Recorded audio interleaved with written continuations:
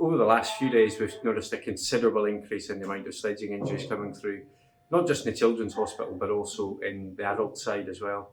And numbers are up considerably, and we're seeing people with potentially what can be considered as life-changing injuries as a result of sledging accidents. We're seeing a lot of the typical injuries that we see with sprains and strains of ankles and wrists.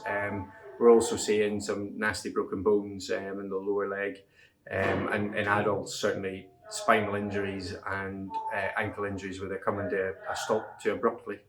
Head injuries in particular, when people are falling from a height and landing on the hard ice. With being sledging, the ice is becoming much more compacted and harder to land on. And yeah, head injuries, people being knocked unconscious, and yeah, they can have certainly debilitating effects for weeks and months afterwards. This is people sliding along and landing on, as I said before, hard, impacted snow and ice, which is just as bad as landing on concrete. Yeah, so the last thing I want to do is discourage people from going out and enjoying the weather and having a good time as a family and getting outdoors for some exercise.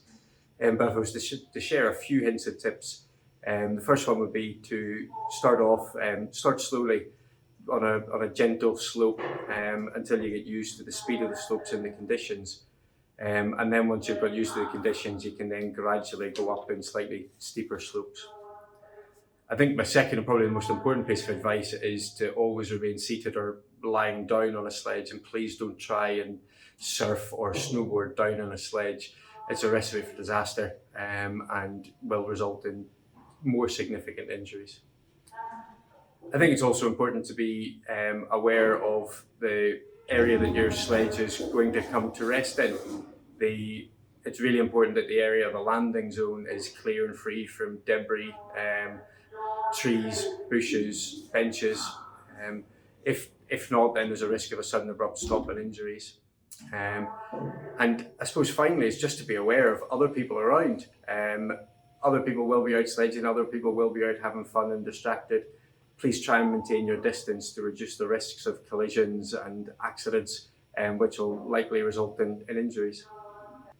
I think my take-home message is that I'm not saying please don't go out sledging. I want people to go out and enjoy the weather conditions and go sledging. I want people to have fun, but please sledge safely.